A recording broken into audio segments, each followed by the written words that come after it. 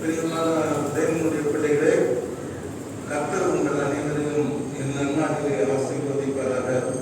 கர்த்தர் கொடுத்த இந்த புதிய மாதத்திற்காக கர்த்தருக்கு இந்த நாளுக்கிலிருந்து நாம் நன்றி செலுத்துவோம். கர்த்தர் தாமே இந்த மாதத்திலே நம்மை அற்புதமாய் நடத்துவார், அதிசயமாய் நடத்துவார், நம்மை தாங்கி நடத்துவார், ஏந்தி நடத்துவார். கர்த்தர் நமக்கு முன்பாக செல்வார், நம்முடைய தேவைகளை எல்லாம் சந்திப்பார், நம்முடைய குலங்களை ஆனந்த கணிப்பாக மாற்றுவார். ஜனவரி மாதம் 3 நாட்கள் கர்த்தருக்கு நாம் இன்றைக்கு நாளிலிருந்து நன்றி செலுத்துவோம். இந்த கர்த்தர் கொடுத்த பிப்ரவரி மாதக்கார ஆண்டவரை நன்றியோடு ஸ்தோத்திரிப்போம். கர்த்தர் நமக்கு இந்த மாதத்தில் நல்லவராக இருந்து போதுமானவராக இருந்து நம்மை நடத்துவார் என்பதில் கொஞ்சம் கூட சந்தேகமே இல்லை. அருமையானவர்களை, நாம் புதிய வருடம் பிறந்த பிற்பாடு கர்த்தரை சேவிக்க வேண்டும் என்று நாம் திருவசனத்திலிருந்து நாம் வேதத்தை தியானித்துக் கொண்டிருக்கின்றோம். யோசுவாவிலே தொடங்கினோம். யோசுவா சொன்னார், நானும் என் வீட்டாரும் அவென்றால் கர்த்தரையே சேவிப்போம். த பெஸ்ட் டிசிஷன், பைபிளிலே த பெஸ்ட் டிசிஷன் எடுத்த முதல் மனிதர் யோசுவா. நானும் என் வீட்டாரும் அவென்றால் கர்த்தரையே சேவிப்போம் டிசிஷன் எடுத்தார். அது குறித்து நாம் மிகவும் தெளிவாக விளக்கமாக படித்தோம். பிற்பாடு நாம் என்ன படித்தோம்? How to serve the Lord. நாம் எப்படி தேவனை சேவிக்க வேண்டும், தேவனுக்கு நாம் எப்படி ஊழியம் செய்ய வேண்டும், தேவனை நாம் எப்படி பின்பற்ற வேண்டும் என்று மிக தெளிவாக நாம் படித்தோம். இன்னைக்கு என்ன படிக்க போறோம் அப்படிங்கிறதா ஹைலைட், பெரிய விஷயம், முக்கியமான விஷயம். என்ன படிக்க போறோம்னா, தேவனை சேவிப்போம் இதுக்கு டிசிஷன் எடுக்கணும் அப்படின்னு சொல்றீங்களா பாஸ்டர்? தேவனாகிய கர்த்தரை நாங்க சேவிச்சா எங்களுக்கு என்ன கிடைக்கும்? ஒருத்த வேலைக்கு போறான்னா 31ஆம் தேதி அவனுக்கு சம்பளம் வந்துடும். சில பேருக்கு 28ஆம் தேதி சம்பளம் வந்துடும். வருஷம் சில பேருக்கு 26 வருஷத்துக்கு 26ஆம் தேதி சம்பளத்தை போட்டுரும் இல்லையா? வேலைக்கு போகணும், பலனை எதிர்பார்த்து போகின்றாங்க. அது மாதிரி நான் அந்த மாதிரி விதைக்கிறவன், நல்ல விளைச்சல் வரும், நல்ல மழை பெய்யணும், நல்ல விளைச்சலை நாம் கண்டறிய வேண்டும் என்று ஒரு விவசாயி தன் நினைத்து விதைக்கின்றான். பலனை எதிர்பார்ப்பது தவறே கிடையாது. பலனை எதிர்பார்த்து நாம் தேவனை சேவிக்காவிட்டாலும் தேவனை சேவிக்கும் பொழுது கர்த்தர் ஒரு பெரிய ரிவார்ட், பெரிய ஆசீர்வாதத்தை ஆண்டவர் நமக்கு கொடுக்கிறார். கர்த்தரை சேவிப்பது ஆகாது என்று கண்டால் பின்ன நீங்கள் யாரை சேவிப்பீர்கள்? எங்க போனாலும் உங்களுக்கு ஒன்றும் கிடைக்காது. ஆனால் கர்த்தரை சேவித்தால் நீங்கள் ஆசீர்வதிக்கப்படுவீர்கள். இப்பொழுது அன்பு மகன் ஜான் காமோனி ரத்தனம் அவர்கள் வேத பகுதியை வாசித்தார். என்ன தெரியுமா? அந்த வேத பகுதியினுடைய heart of the Bible reading என்னன்னு நீங்க கேட்டீங்கன்னா, தேவனை சேவிப்பதினால் எனக்கு கிடைக்கிற 14 ஆசீர்வாதங்கள், 14 blessings those who serve the Lord. யார் தேவனை சேவிக்கிறார்களோ அவர்களுக்கு தேவன் 14 ஆசீர்வாதங்களை கொடுக்கிறார். அதை தான் அவர் தெளிவாக படித்தார். நாம் எல்லாம் கேட்டோம். இந்த 14 ஆசீர்வாதங்களை கர்த்தர் பிரிச்சு சொல்வார். கர்த்தர் சில சமயத்தில் தன்னுடைய ஜனங்களை சந்தோஷப்படுத்துவார்.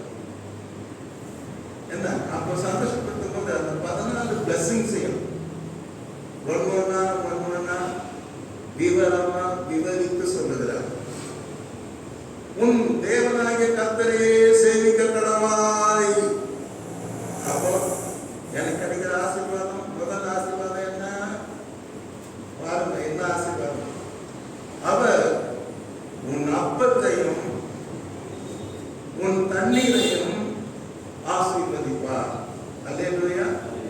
முதல் ஆசீர்வாதம், சாப்பாட்டுல கை வைக்கிறார் ஆண்டவர். நிறைய உலகத்துல எல்லா கிறிஸ்தவர்களுமே சாப்பாடு வச்சுதான்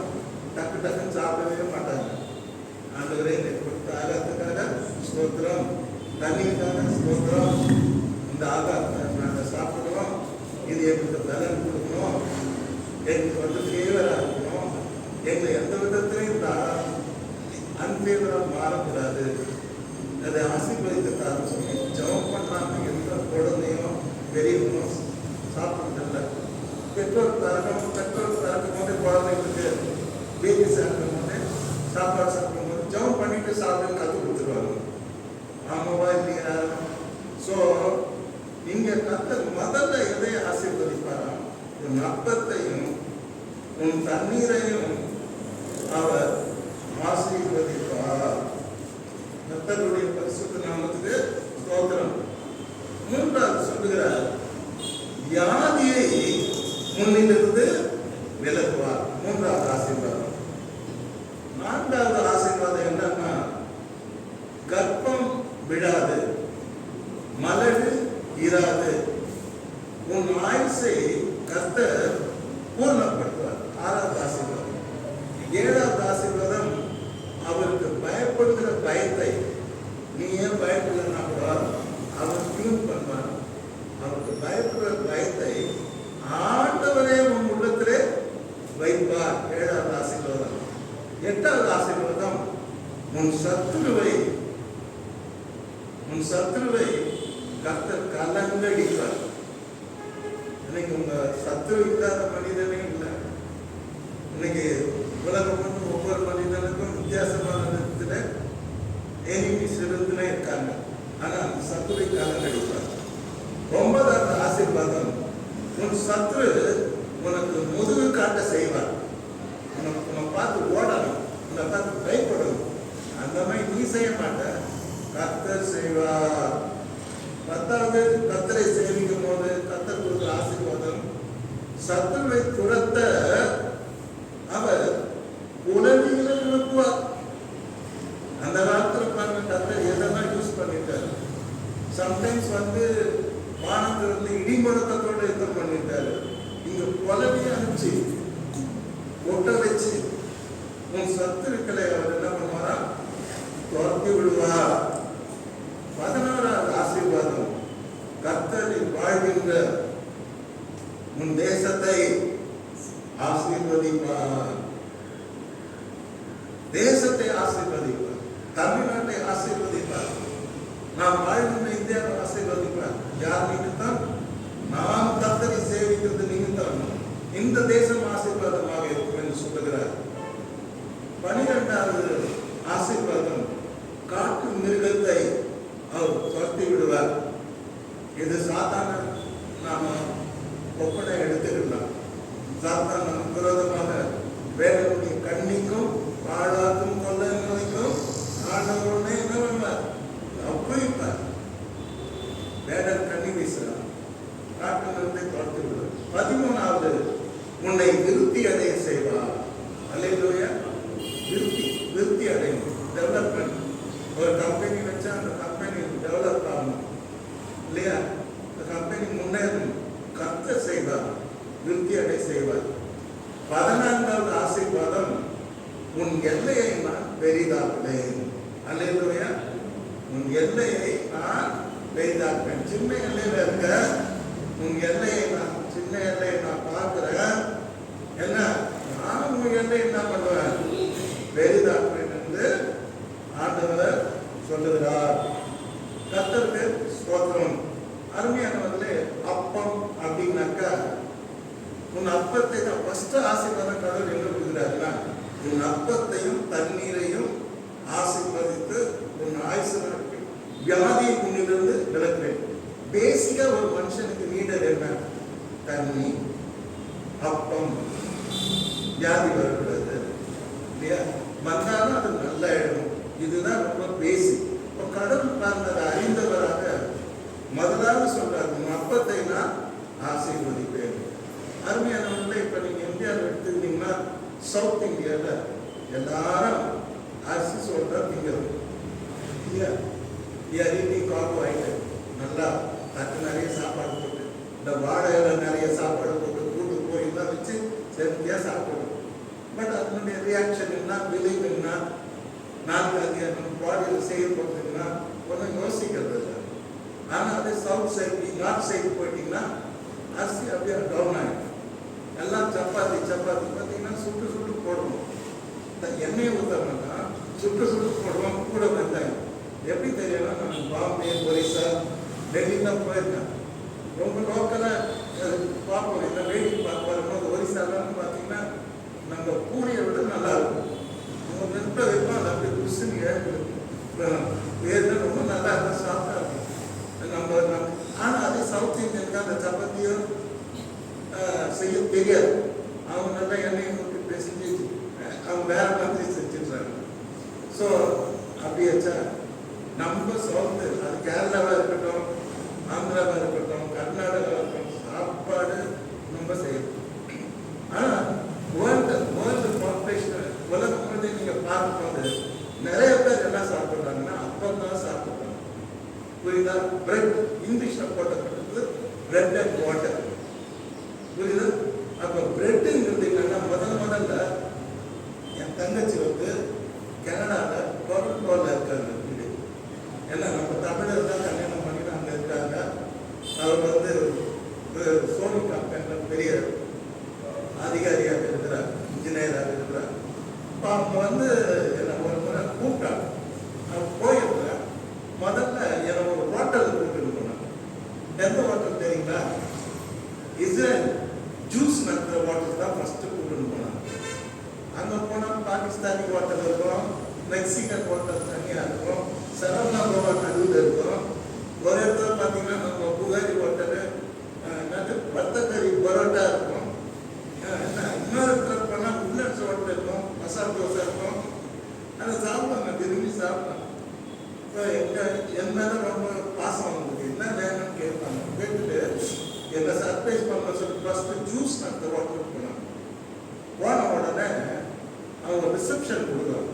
ரிசப்ஷன் என்னன்னா வரவங்களுக்கெல்லாம் அவங்க இஸ்ரேல் நாட்டில் சாப்பிட்ற அப்பம் ஃப்ரீ. அடுத்து ஒரு வைன், நான் ஆல்கஹால் வைன் கொடுத்து அதை ஃப்ரீயாக சாப்பிட சொல்லணும். அதுக்கப்புறம் தான் மெனு வரும். இல்லை உங்களுக்கு என்னன்னு சொல்லணும், நீங்கள் சாப்பிடணும். அப்போ இது என்னத்தை காட்டுதுன்னா, நீங்கள் போயிட்டாங்க கிழக்கத்திய நாடுகளாக இருக்கட்டும், அரேபியன் கண்ட்ரிஸாக இருக்கட்டும், அது ஸ்காட்லாண்டாக இருக்கட்டும், இங்கிலாண்டாக இருக்கட்டும், அமெரிக்காவாக இருக்கட்டும், எவ்ரிபடி இஸ் ஈட்டிங் பிரெட். புரியுதுங்களா? அப்பத்தை தான் சாப்பிட்றாங்க. அமெரிக்காலாம் போனால் அரிசியை சாப்பிட மாட்டாங்க. கொஞ்சோண்டு சாப்பாடு மற்றொன்று தான், தக்காளி எல்லாம் க்ளீன் பண்ணிவிட்டு அதுக்குள்ளே கொஞ்சம் அரிசியை வச்சு அரிசி சாப்பாடு வச்சு அதுதான் சாப்பிட்றாங்க. மெயினாக பார்த்தீங்கன்னா அவங்களுக்கு பிரெட்டு தான். புரியுதா? அப்போ அவங்க பார்த்தா ஃபுல்லாக இந்தியாவில், சவுத் இந்தியாவை தவிர உலகம் போது நீங்கள் பார்த்தீங்கன்னா பிரெட்டு தான் சாப்பிட்றாங்க, அப்பத்தை சாப்பிடுகிறார்கள். இப்போ உங்களுக்கு டெமான்ஸ்ட்ரேஷன் பண்ணுறோம். அப்பம் எப்படி இருக்கும் அப்படின்னு சொல்லிட்டு உங்கள் எல்லாருக்குமே, ஏன்னா அப்பங்கிறது வந்து ரொம்ப ரிலேட்டட், பைபிளில் ரொம்ப ரிலேட்டட். பாருங்க, இதுதான் அப்பம், வேற ஒன்றுமே இல்லை. இது இன்னும் கொஞ்சம் தட்டையா, இன்னும் கொஞ்சம் பெருசா ரவுண்டா இருக்கும். இதுதான் அப்பம். கேட்டீங்களா? நான் இதே அப்பத்தை வந்து நான் இந்த ஜூஸ் பாட்டில் பார்த்தீங்கன்னா இதெல்லாம் அப்போ விசேஷமாக இருக்குன்னு பார்த்தேன். இன்னும் விசேஷம் இல்லை. அவங்கள்ட்ட சாலைக்கெல்லாம் கொடுத்தாரு, கொடுத்துட்டு அப்பா கொடுத்தா சாப்பிட்டு பார்த்தோம். ஒன்றும் இல்லைங்க, நம்ம பிரெட்டு மாதிரி தான் இருக்கும். கேட்டிங்களா? நம்ம பிரெட்டு மாதிரி தான் இருக்கிறது. கர்த்தருக்கு ஸ்தோத்திரம். இந்த அப்பம் வந்து பைபிளில் நீங்கள் பார்க்கும்போது முதல்ல அப்பத்தை நம்ம எங்கே பார்க்கலாம்னா, இங்கே யாருன்னா தெரியுமா? தெரிஞ்சா சொல்லணும். ஃபஸ்ட்டு பைபிளில் அப்பம் எங்கள் வார்த்தையை எங்கே பார்க்கணும்? யார் பார்த்தாலும் அப்பம் மாவு எடுத்துட்டு போய் பசங்க அடிச்சு சுட்டு அதை வந்து அப்பம் தயாரிச்சாங்க இருக்கும். ஆனால் ஃபஸ்ட்டு நம்ம எங்கே பார்க்குறோம்னா, லோத்து, ஆபிரகாமுடைய சகோதரர் லோத்துல வார் பண்ணி அவரை பிடிச்சின்னு போயிடுவாங்க. அவங்க எல்லாரையும் அடிமையாக பிடிச்சின்னு போயிடுவாங்க. லோத்துக்கு அடிமையாக போயிடுவாங்க. அப்போ இதை ஆபிரகாம் கேள்வி சொல்லுவார். அப்போ அவர் என்ன பண்ணுவார்? அவர் ஒரு 300 பேரை கூட்டிட்டு போய் அவர் யுத்தம் பண்ணி ஃபைட் பண்ணி ஜெயிச்சு தன்னுடைய லோத்து எல்லாரும் மறுபடியும் மீட்டு, இடது போன எல்லாருக்கும் மீட்டு அவர் ஜெயிச்சு அவர் திரும்பி வரும்போது வழியில் வந்து மீட் பண்ணுவார். அவர் பேர் என்னன்னா மெல்கி சேதேக்கு. மெல்கிசேதேக் என்பவர் ராஜாவும் ஆசாரியருமாய் இருக்கிறார். அவர் ஆரம்பமும் முடிவும் இல்லாதவராய் இருக்கிறார். வரலாறு இல்லாத ஒரு வம்ச வரலாறு இல்லாத ஒரு பர்சனாலிட்டி அவர். அங்கே ஆபிரகாமுக்கு அவர் தரிசனம் கொடுக்கிறார். அவர் ஒரு பக்கம் அரசர், இன்னொரு பக்கம் ஆசாரியர் என்று நாம் பார்க்கின்றோம். அவர் ஜெயிச்சுட்டு வர ஆபிரகாமுக்கு அப்பவே தீர்வு கொடுத்தார். ஃபர்ஸ்ட் என்ன கொடுத்தார் தெரியுங்களா? மெல்கிசேதேக் அப்பத்தை கொடுத்தார். ஆபிரகாமுக்கு அப்பத்தை கொடுத்தார். அப்புறம் என்னத்தை கொடுத்தாரு? திராட்சை ரசத்தை அவர் கொடுத்தார். கிறிஸ்து அருளிய திருவிருந்தை ஆபிரகாமுக்கு அளித்தார். ஆபிரகாமை அவர் ஆசீர்வதித்தார். திருவிருந்தெல்லாம் கொடுத்துட்டு ஆசீர்வதித்தார். இந்த மெல்கிசேதேக் என்கிற இந்த மனிதர், இந்த பர்சனாலிட்டி, இது வரப்போகிற ஆண்டவராகிய இயேசு கிறிஸ்து நமக்காக விட்டு கொடுக்க போகிற சரீரத்தையும் ரத்தத்தையும் குறித்து எதிரொலிக்கிறதா இருக்கிறது. கிறிஸ்துவின் பிரதான ஆசாரியத்துவம் முடிவுண்டானது என்பதை அதை எடுத்து காட்டுகிறது. கர்த்தருக்கு ஸ்தோத்திரம். ஃபர்ஸ்ட் பிளேஸ் இந்த பைபிள் நம்ம பார்க்கும்போது எங்க பார்க்கிறோம்னா ஆதியாகமம் 18ஆம் வசனத்திலே மெல்கிசேதேக்கு ஆபிரகாமுக்கு அப்பத்தையும் திராட்சை ரசத்தையும் கொடுப்பதை பார்க்கிறோம். இவர் கிறிஸ்துவுக்கு முன்னடையாளமாக இருக்கிறார். இப்ப 14 ஆசீர்வாதத்தையும் ஒரே ஆராதனையில படிக்க முடியும்னா நிச்சயமா முடியாது. கொஞ்சம் கொஞ்சமா நம்ம படிக்கலாம், ஆனா ஒன்னொன்னா படிக்கலாம். இன்னைக்கு பிரெட் அப்பத்தை பத்தி படிக்கிறோம். அப்ப பைபிள்ல ரொம்ப ரொம்ப முக்கியமான ரோல் வகிக்குது. நீங்க பைபிளை படிச்சவங்களுக்கு தெரியும். என்ன கேட்டீங்கன்னா, பைபிளே ஒரு ஜீவாப்பம். கர்த்தருடைய வார்த்தை இருக்கிற அப்பம் மாதிரி.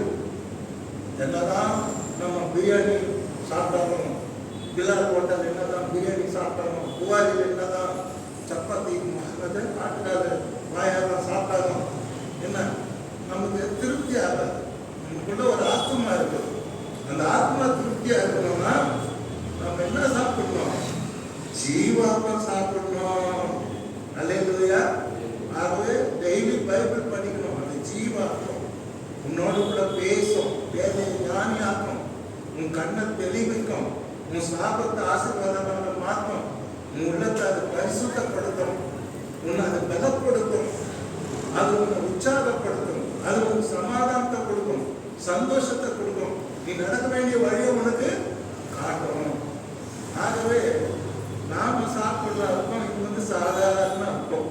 ஆனால் கர்த்தர் நம்ம கொடுத்துருக்கிற பரிசுத்த வேதாகமத்தில் இருக்கிற ஒவ்வொரு வார்த்தையும் அது பேர் ஜீவாப்பம். அல்லேலூயா. இன்னைக்கு பைபிள் படிக்கலன்னா எவ்வளவு பெரிய தப்பு செய்யணும். இன்னைக்கு ஃபுல்லா சோர்வா இருக்கும், அசதியா இருக்கும், சின்ன சின்ன சோதனைக்கு நான் ஸ்கூலுக்கு படுத்துக்குவோம். ஆனா அது பைபிள் உள்ள வசனங்கள் உள்ள ஏற ஏற எந்த சோதனையும் நாம் எதிர்த்து நிற்கிறதுனால முடியும். We can stand. புத்திக்கும் எல்லா அறிவுக்கும் புத்திக்கும் எட்டாத தேவ சமாதானம் நம்ம இருதயங்களில் சிந்தைகளில் காத்துக்கொள்ளும். Then not only when you pray and also when you read the Bible. பைபிளை படிச்சாதான் எல்லாத்தையும் நின்று கொடுக்க முடியும். அல்லேலூயா. See, everywhere problem today.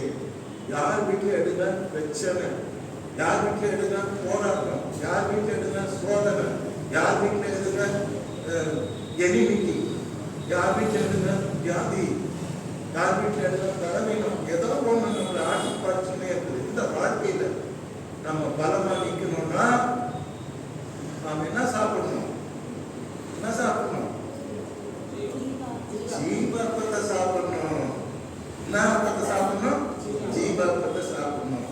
ஜீவாப்பம் Bible ஒரு ஜீவாப்பம். எப்பவுமே நான் நிறைய பேசும்போது பைபிள் வார்த்தைகளை தான் பேசுவேன். ஏன்னா நீங்களும் பார்த்தீங்கன்னா எல்லாருமே பிஜியை தாண்டி படிச்சவங்க இங்கே இருக்கீங்க. பெரிய பெரிய ஆஃபீஸர்ஸ் இருக்கீங்க, மேனேஜர்ஸ் இருக்கீங்க, லாயர்ஸ் இருக்கிறீங்க.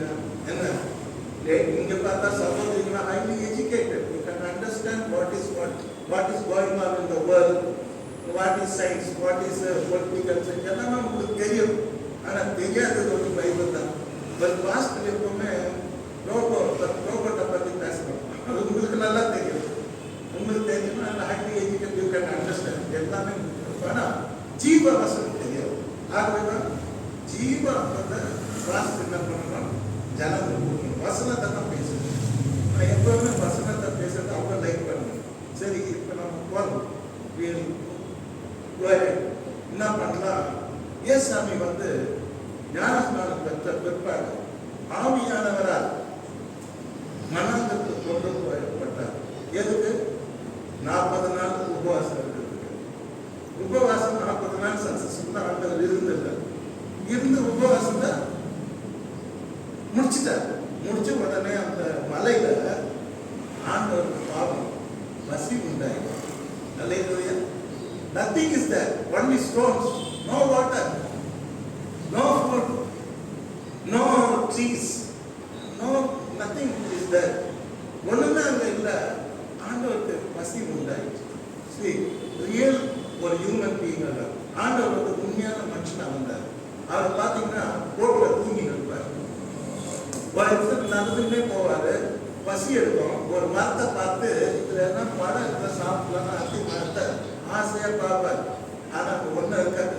சாப்பிட்டு போட்டுருவார். இன்னும் எப்போ என் பசிக்கு நீ கனி கொடுக்கலையோ எப்பவுமே உனக்கு கனி உண்டாகக்கூடாதுன்னு அந்த மரம் திரும்பி வரும்போது பட்டு கொடுத்து செஞ்சு கேட்டீங்களா? அப்போ என்ன சொல்ல வரேன்னா, உண்மையான ஆண்டவர் உலகத்தையும் எல்லாரும் அவர் மூலமாக உண்டான கூட உலகத்தில் வாழ்ந்த நாட்களிலே ஒரு சாதாரண மனிதனாக தான் அவர் வாழ்ந்தார். புரித அற்புதம் செய்யும் தான் அவர் தெய்வம். அவர் சாதாரண மனிதனாக வாழ்ந்தார். பைபிள் படிக்கும்போது அவர் கலைப்படைந்தார், சோர்வடைந்தார், பசியாயிருந்தார், நான் தாகமாக இருக்கிறேன்னு சொன்னார். ஏன்னா மனுஷன் தண்ணி தான் பாடியில் 75% பாடியில் இருந்தாங்கன்னா ஓட்ட விஷயம் இருக்குது. சிறுவையில் நீங்கள் பார்க்கணும்னா ஆண்டவர் ரத்தத்தெல்லாம் அவர் சிந்தனை அவர் சொல்வது நான் தாகமாக இருக்கேன் அப்படின்னு சொன்னார். கர்த்தருடைய பரிசுத்த நாமத்துக்கு மகிமை உண்டாவதாக. இப்போ அவருக்கு பசி உண்டாயிருக்கு. சாத்தான் அந்த நேரத்தில் சோதிக்கிறது. 40 நாள் அவன் வரல. கரெக்டா பசி எடுக்கும்போது வரும். அதாவது நம்முடைய வீக் டைம் போச்சு. எங்க நம்ம வீக்கா இருக்கிறோம்னு பார்த்து அந்த இடத்துல தான் சாத்தான் குடிக்கும். புரியுதா? இப்போ கர்த்தர் இப்போ நம்ம ஒரு பழமொழி சொல்லுவாங்க, பசி வந்தா பத்தும் பார்த்தோம். அது உண்மைதாங்க. யாருக்குமே எந்த இன்ட்ரெஸ்டும் இருக்காது. நல்லா வேலை செய்து இருப்பாரு. பசி வந்து சோர்ந்துடுவார். சாப்பிட்டு முடிச்ச பிற்பாடு கொஞ்சம் ரெஸ்ட் எடுத்த பிற்பாடு அப்புறம் மறுபடியும் மீன் அவர் வேலையை உற்சாகமாக செய்வார். பசி வந்தால் பத்துக்கு பார்த்துடும். அவன் சாத்தம் அப்படிதான் நினச்சிட்டு வரான். யார்கிட்ட வரான்? கர்த்தர்கிட்ட வரான். என்னத்தை பற்றி பேசுறாங்கன்னா அற்புதத்தை பற்றி பேசுறான். சாப்பிட்டு நம்ம சவுத் இந்தியனா இருந்திருந்தா அவர் என்ன சொல்லியிருப்பாரு? எனக்கு சாப்பாடு கொடுக்கணும்னு சொல்லியிருப்பாரு. அப்போ அது இல்லை. அப்போ அவர் என்ன கேட்கிறாரு? அப்பத்தை பற்றி சாத்தான் இயேசுப்பா கிட்ட பேசுறார். என்ன பேசுறார்? பிசாசு சோதனைக்காரன் அவரை நோக்கி, நீ தேவனுடைய குமாரனை ஆனால் இந்த கல், ஒரு கல்லு கல்லோ இல்லா கல்லோ எடுத்துக்கணும், இந்த கல் அப்பமாகும்படி சொல்லும் என்றான். அல்லேலூயா. கர்த்தர் அசைந்தார். கர்த்தர் சாத்தான் ஒரு கடுகூட அசைந்தார். பைபிள் படிச்சுட்ட சாத்தானே, பைபிள் என்ன போட்டிருக்கிறது? மனுஷன் அப்பத்தினால் மாத்திரமல்ல தேவனுடைய வாயிலிருந்து புறப்பட்டு வருகிற ஒவ்வொரு வார்த்தைகளும் அவன் பிழைப்பான். அல்லேலூயா. சொன்ன உடனே சாத்தான் வெட்கப்பட்டு கடைசியில் அவர்கிட்ட போட்ட எல்லா சோதனையிலும் வெட்கப்பட்டு அவன் புறப்பட்டு போனாங்க. தோல்வி முழுவதோட புறப்பட்டு போனான் என்று பார்க்கின்றோம். அருமையானவர்களே, சாத்தான் நம்மை சோதிக்கும் பொழுது நாம் எடுக்க வேண்டிய ஆயுதம் வசனம் தான். ஆட்டுக்குட்டியின் ரத்தத்தினாலும் சாட்சியின் வசனத்தினாலும் அவங்க என்ன பண்ணாங்க? ஜெயித்தாங்க. ஆகவே ஆண்டவர் இங்கே வசனத்தினாலே சாத்தானை ஜெயிக்கிறார் என்று நாம் பார்க்கின்றோம். இன்றைக்கு நான் ஒரு ஆர்டிக்கல்ல படித்தேன். லாங் பேக் பில்லிகிராம் உங்களுக்கெல்லாம் நல்லா தெரியும். உலக புகழ் பெற்ற ஒரு எவாஞ்சலிஸ்ட். யார் ஜனாதிபதியானாலும் அவர் பைபிள் பற்றி ஆசீர்வாதம் பண்ணி ஆர்டர் பண்ணாதான் போய் அவங்க சீட்டில் உட்காருவாங்க. இப்போ அவர் இறந்துட்டாரு. இப்போ அவருடைய சன்னு செய்கிறார். அவர் ஆர்டர் பண்ண பெரிய பெரிய புகழ்பெற்ற பிரசிடென்ட் ஜார்ஜ் புஷ்லர் எல்லாரையும் நான் பார்த்துருக்கோம். அவர் கூட உலக புகழ்பெற்ற ஒரு ஏத்தியஸ்ட். வரியா சேலஞ்ச், நீ கடவுள் இல்லைன்னு நான் வாதாட தயார், கடவுள் இருக்கிறார் நீ வாதாட தயாரா அப்படின்னு சொன்னாங்க. பிள்ளைகள் சொன்னாங்க ஓகே வாதாடுறாங்க. அவங்க உலக புகழ்பெற்ற அமெரிக்கன், இவரும் உலக புகழ்பெற்ற எவாஞ்சலிஸ்ட் அமெரிக்கன். தொலைக்காட்சியெல்லாம் ஓப்பன் பண்ணிட்டாங்க, எல்லாம் டெலிகாஸ்ட் பண்ணுறாங்க, ஓப்பனாக பார்க்கலாம் எல்லாரும். அப்போ ஏத்தியஸ்ட் வந்து உட்காரணும், பெரிய ஜீனியஸ், நூற்றுக்கணக்கான புத்தகங்கள் எழுதிட்டான், அவங்க ஃபாலோவர்ஸ் கோடிக்கணக்கில் இருக்காங்க உலகம் முழுவதும். ஃபர்ஸ்ட் அந்த ஏத்தியஸ்ட் சொன்னான் கடவுள் இல்லதே இல்லை அப்படின்னு சொன்னான். உடனே பெல்லிகிராம் பைபிள் எடுத்து சங்கீதம் 14 எடுத்து டக்குன்னு சொன்னார், கடவுள் இல்லை என்று மதிகேடன் a fool says that there is no God. கடவுள் இல்லை என்று மதிகேடன் தன்னுடைய உள்ளத்தில் சொல்லுகிறாங்க. உடனே அந்த ஏத்தியஸ்ட் மறந்துட்டா, இது ஹைலி எஜுகேட்டட், யூ ஃபூல், முட்டாள் தான் சொல்றோம் கடவுள் இல்லைன்னு. அப்படி சொல்லிட்டு எல்லா அருவருப்பான காரியத்தையும் அவங்க என்ன பண்றாங்க, பிராக்டிஸ் பண்றாங்க, செய்யறாங்க. சாக்கு கடவுள் இல்லைன்னு சொல்லிடுறது, எல்லா விதமான அருவருப்பான காரியத்தை செய்யறாங்கன்னு தாவீது எழுதின 14வது சங்கீதம் முதல் வசனத்தை சொன்னாங்க. அப்ப அவங்க ஏத்தியஸ்ட் சொன்னாங்க, நீ பைபிள்ல நீ எதுவும் சொல்லக்கூடாது, நீ சாதாரணமா பேசணும் அப்படின்னு. அவர் சொன்னாங்க, எங்களுக்கு ஆதாரமே பைபிள் தான், நாங்க பைபிளை தவிர எதையும் பேச மாட்டோம் அப்படின்ற உடனே அந்த டிபேட்ல இருந்து அவங்க எடுத்து ஓடிட்டாங்க. அந்த ஏத்தியஸ்ட் கேட்டீங்களா, அமெரிக்காவில் எல்லாமே பார்த்தாங்க, அந்த சீனை காட்சியை பார்த்து சிரிச்சாங்க. இன்னும் அவருடைய வரலாற்றில் முன்னெடுத்துதான் பொறிக்கப்பட்டிருக்கிறது. கர்த்தருடைய பரிசுத்த நாமத்துக்கு மகிமை உண்டாதாக நம்முடைய ஆண்டவராகிய இயேசு கிறிஸ்து பார்க்கும் பொழுது அடிக்கடி அவர் வந்து தன்னுடைய பிரசங்கத்துல அப்பத்தை குறித்து பேசினார். நான் வந்து என் பிதாவோ வானத்திலிருந்து வந்த மெய்யான அப்பத்தை உங்களுக்கு கொடுக்கிறார். என் பிதா வானத்திலிருந்து இறங்கி வந்த ஆண்டவராகிய இயேசு கிறிஸ்து என்னை உங்களுக்கு அப்பமா கொடுத்திருக்காரு அப்படின்னு. கர்த்தருக்கு ஸ்தோத்திரம். 38வது வசனம் யோவான் 6:38, நான் வானத்திலிருந்து இறங்கி வந்தேன்,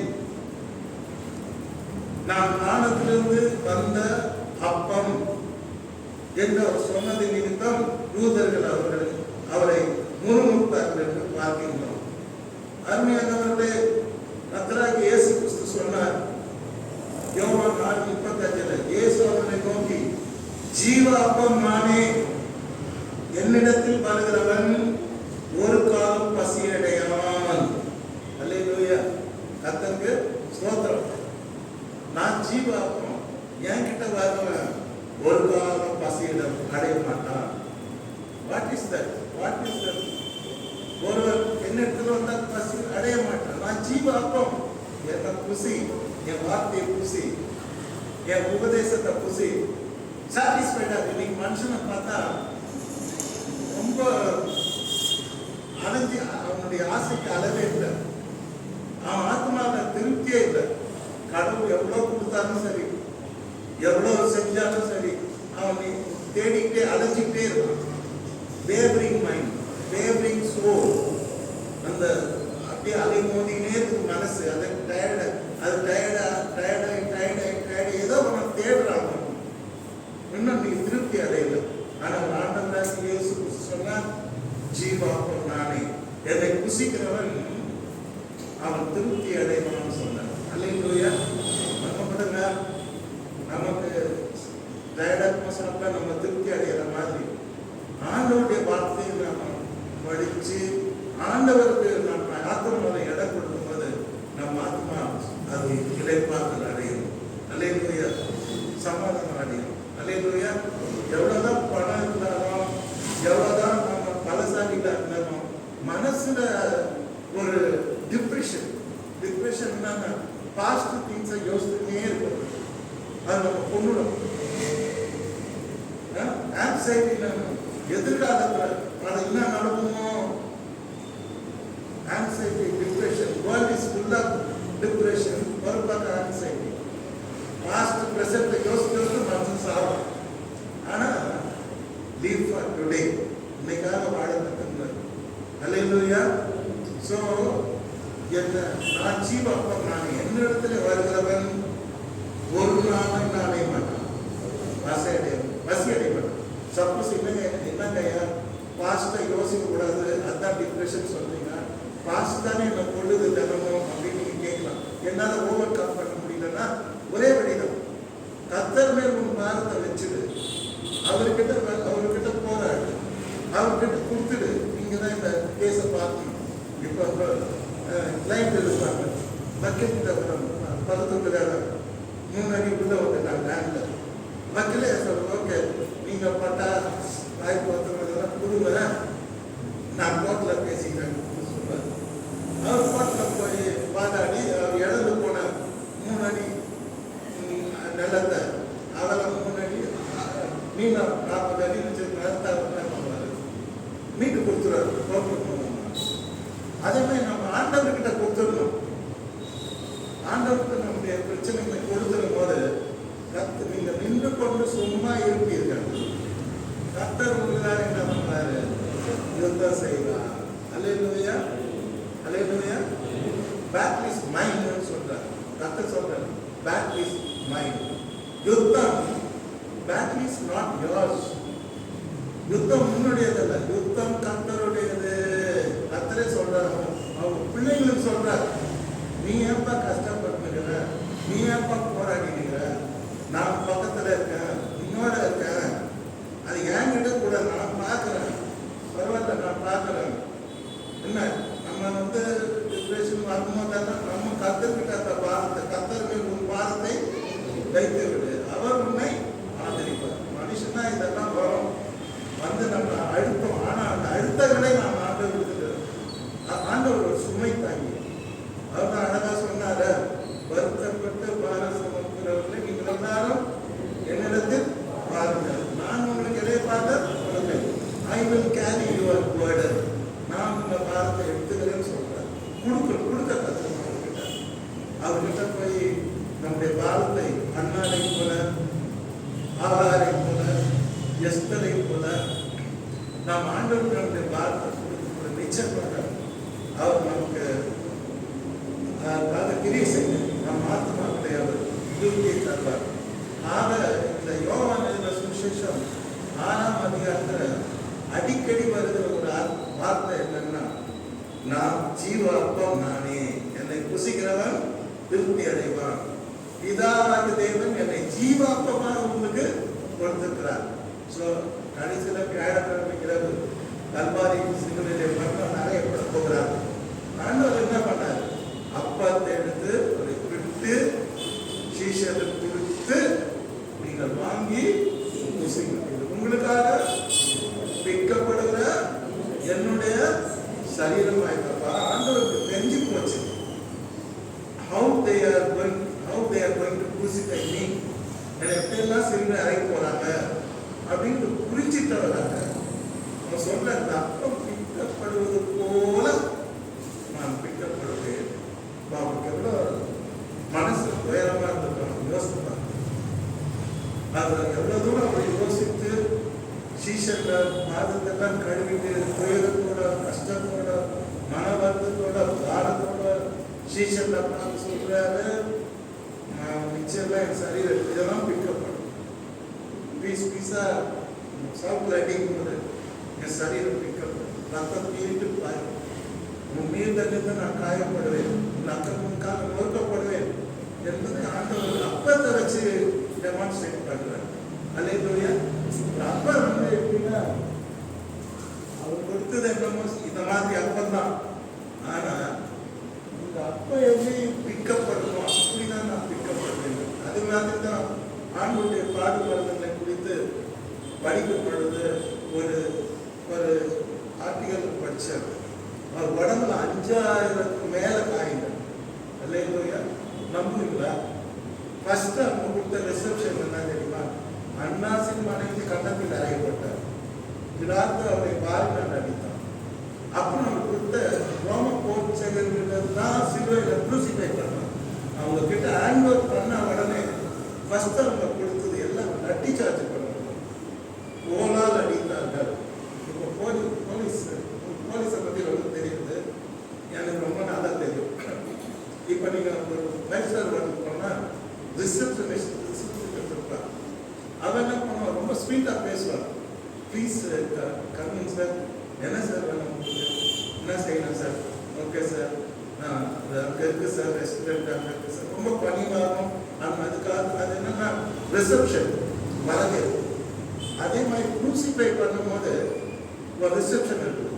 போலீஸ் ஸ்டேஷன் இருக்காங்க பார்த்தீங்களா? கைதி ஒருத்தர் உள்ள போனாங்கன்னா உள்ள அதையும் போலீஸ்காரன் லட்டிலே அடிக்கும். காரணமே கேட்க மாட்டாங்க. அதாவது படித்தவர்கள் பட்டம் பெற்றது அவங்க கிட்டலாம் அதை சென்றார். சாதாரண பாமர மக்கள் ஒரு சின்ன பையன் தப்பு செய்து ஒரு ஏழைகள் மாட்டிக்கும் போது போலீஸ் கொடுக்குற ஃபர்ஸ்ட் ரிசப்ஷன் என்னன்னா அவன் வச்சிருக்க லட்டிலே அடிக்கும். எல்லாரும் சேர்ந்து அடிப்பாங்க. இன்னும் ரீசன் கேட்க மாட்டான். நான் காத்த சொன்னாலும் ஏற்றுக்க மாட்டேன். புரியுதுங்களா? அதுதான் ரிசப்ஷன். அது மாதிரி தான் ஆண்டவர் சிலுவையில் அறையப்பட்ட பொழுது, ஒப்பு கொடுக்கப்பட்ட பொழுது ரோமன் பேச்சு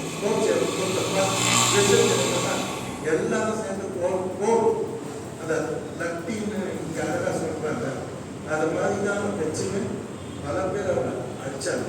நம்முடைய வீரத்தை நிமித்தம் அவர் காயப்பட்டார், நம்முடைய அக்கிரம நிமித்தம் அவர் நோக்கப்பட்டார். That is happen. இதை நம்ம நினைச்சு கத்தரை துதிக்கணும். யாரோ ஒரு பாஸ்டர் சொன்னாரு, இதெல்லாம் நமக்கு தேவையில்லை, நான் சிலுவையில் அறையுண்டேன், இனி நான் அல்ல கிறிஸ்து என்னை வாழ்கிறார், அதை நோக்கி போங்க, இதை மறந்துடுங்க. எனக்கு ஷாக் ஆகி போச்சு. எப்படி மறக்க முடியும்? ஆண்டவர் என்னை மறக்காதீங்கன்னு சொன்னாரு. அப்பத்தை எடுத்து சிஷியத்தை கொடுத்து என்னை நினைவு கூறும்படி இதை செய்யுங்க. ஒரு ஃபேஸ்புக்ல என் ஃப்ரெண்டுக்கு தான் அதை பிரசவம் பண்ணியிருக்கா. அப்படி ஒரு பாஸ்டர் பாடுபட்டதுதான் மறந்துடுறாரு. நான் சிலுவையில் அறையுண்டேன், இனி வாழ்வது நான் அல்ல, இயேசுவே வாழ்கிறார். That is not a thing. என்ன நினைவு கூறுது?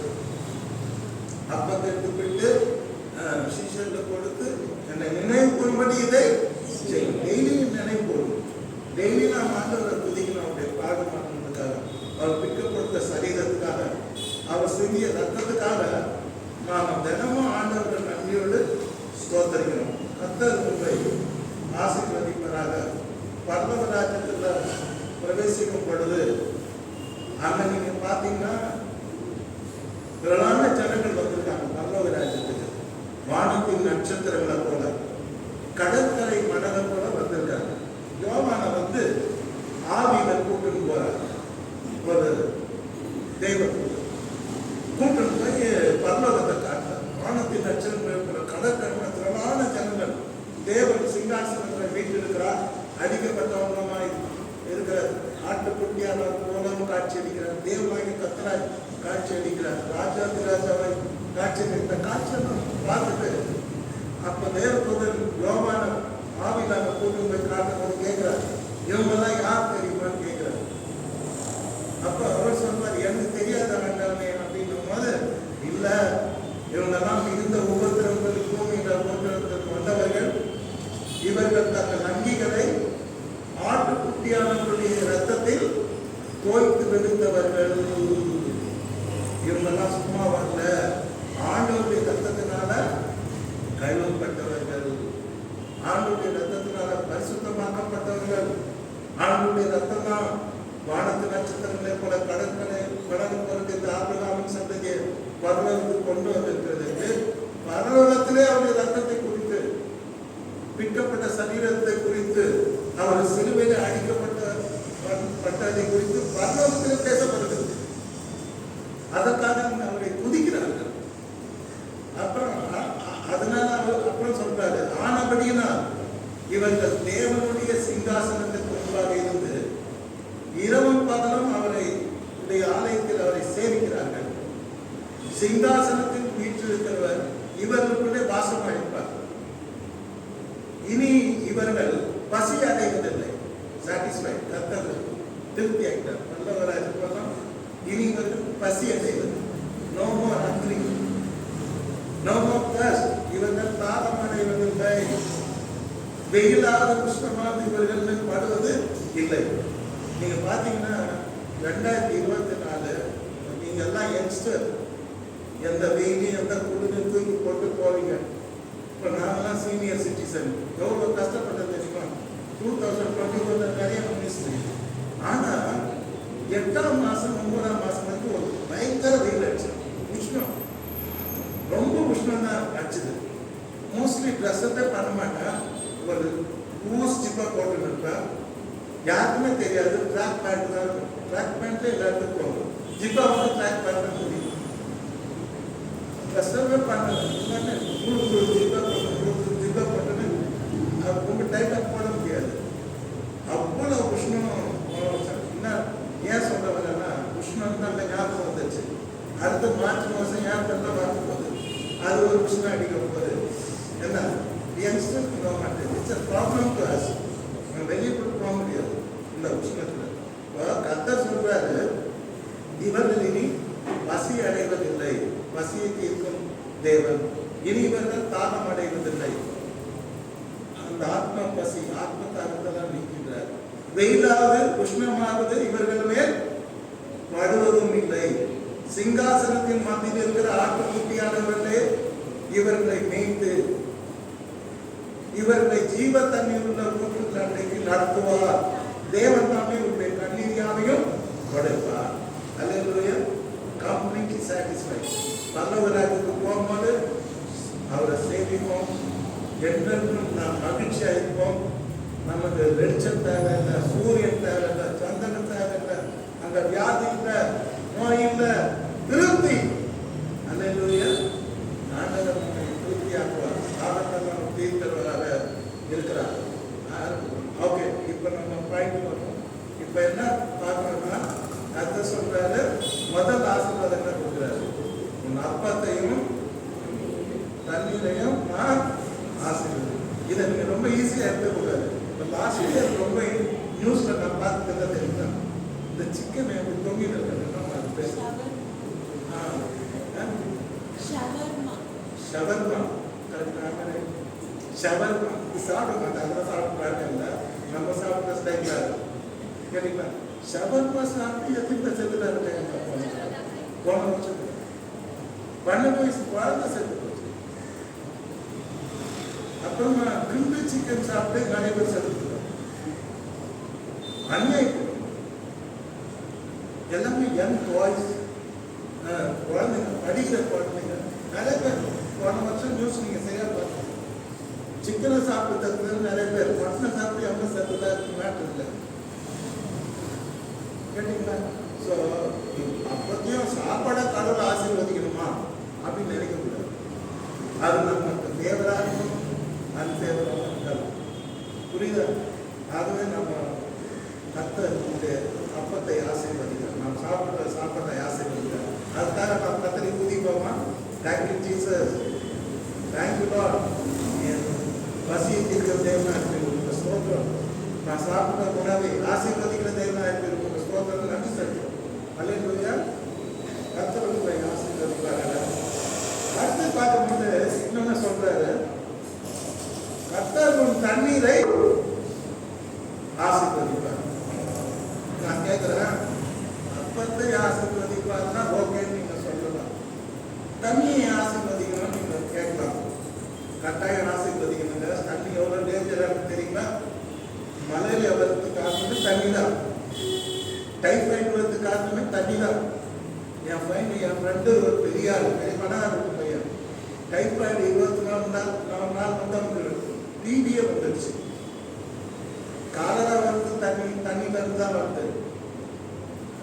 ஹை ஃபீவர், கோல்டு, எப்ப கோல்டு பிடிச்சிக்குது. அம்மா என்ன பண்ணாங்க, ஸ்கூல் போகும்போது சுத்தண்ணி வச்சு பாட்டில் இருந்துட்டு கட்ட தண்ணி குடிக்காதா, சுத்தண்ணி அம்மா கொடுத்துருக்கேன். ஏன் நான் ஆஃபீஸ் போகும்போது எங்கள் வீட்டில் சுத்தண்ணி பாட்டில் வச்சு கொடுத்தாக்குவாங்க. சுடு தண்ணி பாட்டில் எடுத்துட்டு போகணும். வீட்டு தண்ணி ரோட்டில் தண்ணி குடிக்க பயப்படும். வயிற்றுல இருக்க எல்லா பிரச்சனை, dysentery, diarrhoea, viral infection, bacteria, மஜ்ஜா காமால, அரிப்பு, வயிற்றுல கேஸ்ட்ரைட்டிஸ், வயிற்று வலி, என்ன வேணும்? இன்னும் என்ன வேணுமா? வெயிட் லாஸ், மஸ்குலர் வீக்னஸ், பயங்கரமான நோய் வரும். தண்ணியில் உங்களுக்கு தெரியாது, சாப்பாடு கூட தப்பிச்சுக்கலாம். ஆனால் வாட்டர் இஸ் டேஞ்சர். அதனால தான் பாவம் எல்லாரும் யார் வீட்லையுமே தண்ணியும் குடிக்கிறது இல்லை. கார்பரேஷன் குடிக்கிற தண்ணியை பார்த்து பயப்படுறாங்க. அவனே சொல்லிடுறான்ப்பா, நாங்கள் தண்ணி கொடுக்குற கவர்மெண்ட்டு நீங்கள் பாலிச்சு குடிக்கோ போட்டுக்கோ. பார்த்தீங்கன்னா நான் படிச்சு பார்த்தேன், தண்ணீரை காய்ச்சி குடிக்கவும் தண்ணி கொடுக்குறேன். ஆனால் அப்படியே குடிச்சிடாதீங்க. ஜுரம் வரலாம், வயிற்று வலி வரலாம், பேதி வரலாம், கால்ரா வரலாம், டைஃபாய்டு வரலாம், காய்ச்சி குடிங்க.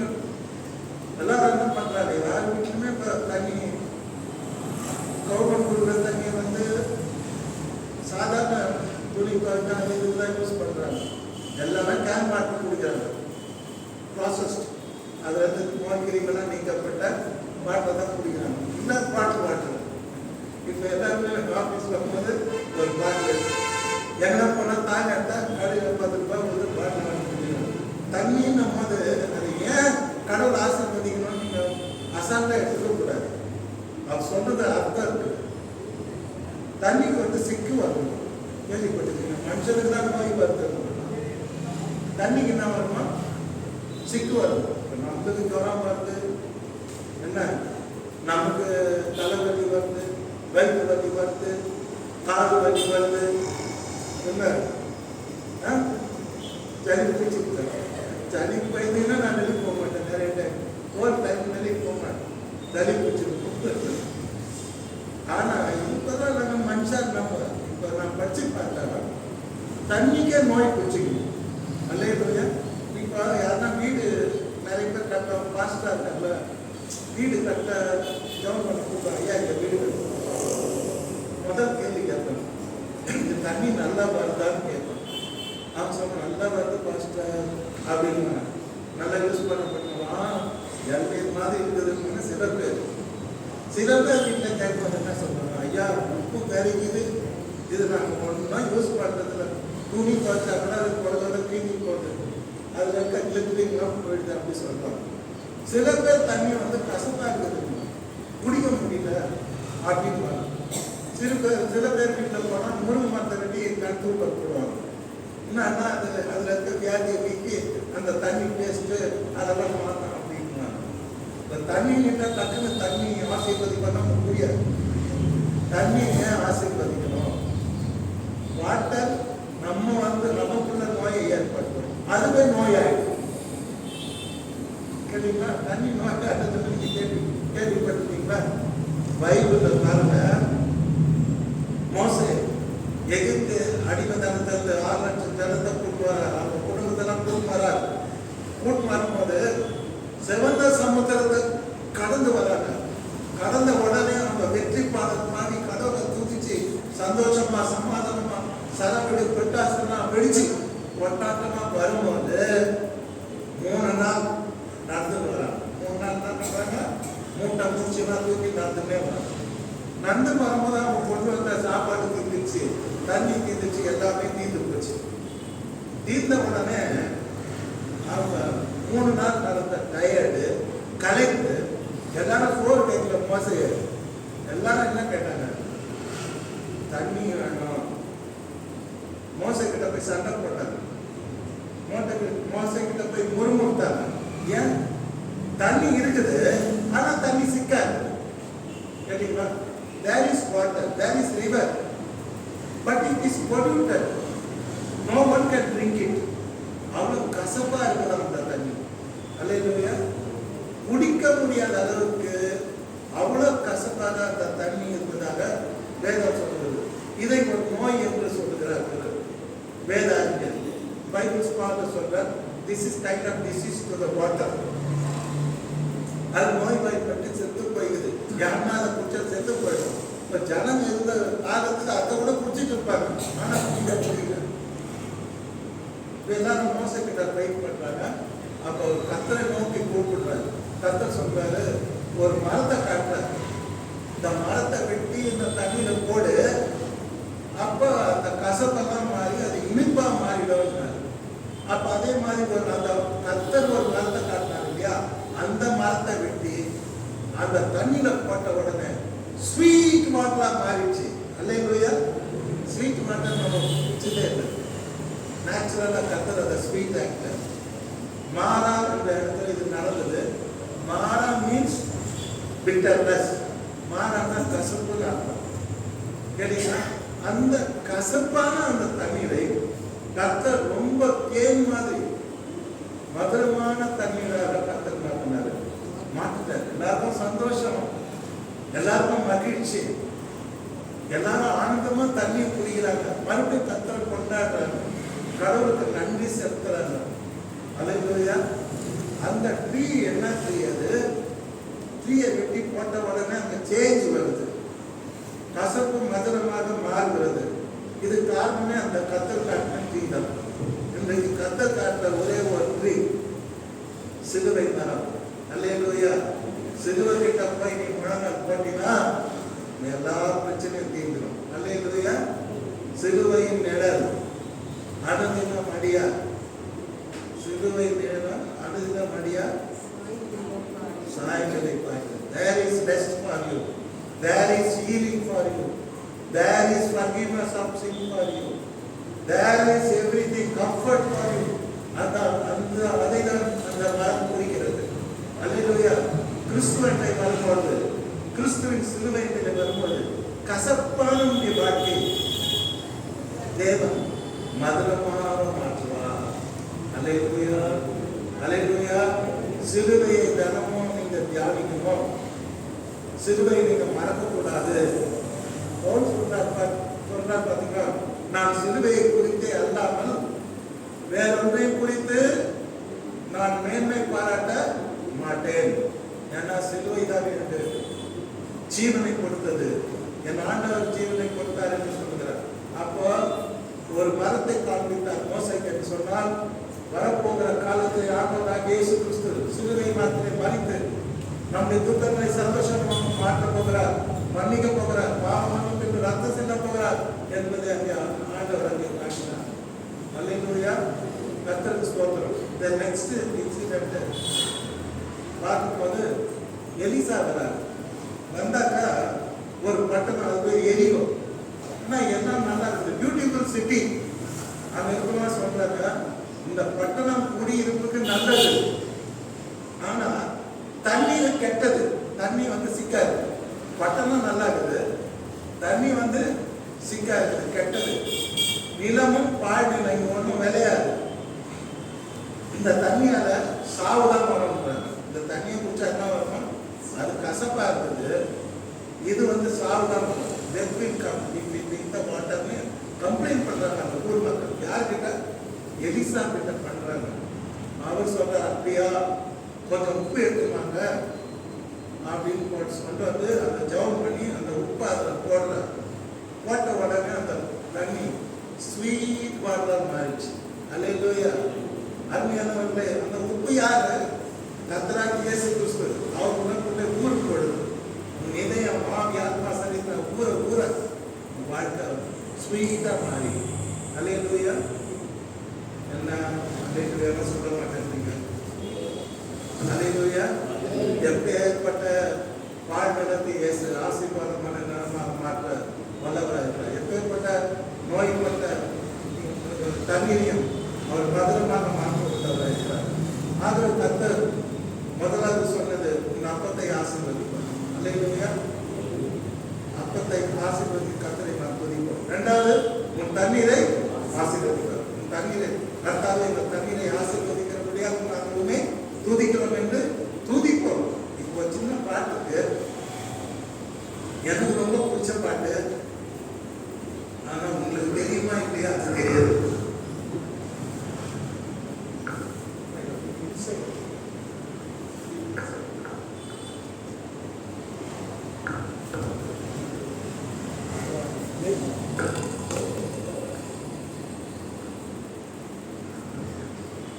கர்த்தர் அந்த இடத்துல தான் சொல்றார், நான் எதுவா ரஃபா, வாட்டர்ல இருக்க சிக்னஸை குணமாக்குறேன், சாப்பாட்டுல இருக்க சிக்னஸை குணமாக்குறேன், உங்க உடம்புல இருக்க சிக்னஸையும் குணமாக்குறேன். மை நேம் இஸ் எதுவா ரஃபா அப்படின்னு அங்கதான் அவருக்கு முத்திரை குத்தப்பட்டது.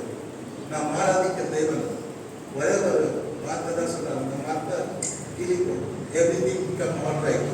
இந்த உப்பை தூக்கி போடு, எவ்ரிதிங் பிகம் ஆல்ரைட். எல்லாவற்றையும் கர்த்தர் இயேசு சரி பண்ணுவார்.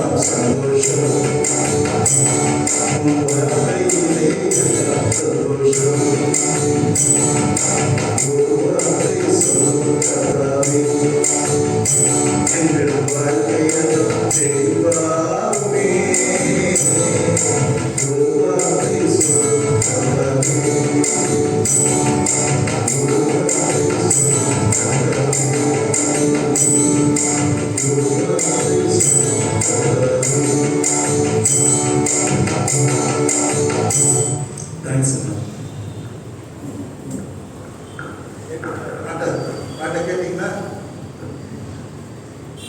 ஆண்டவர் ஒரு வார்த்தை சொன்னா போதும், கசப்பு தண்ணி எப்படி மதுரமா மாற்றோ அதே மாதிரி உங்க வாழ்க்கை கசப்பா இன்னைக்கு இருக்கலாம், ஆனா கர்த்தர் அதை மதுரமாக மாற்றுவார்.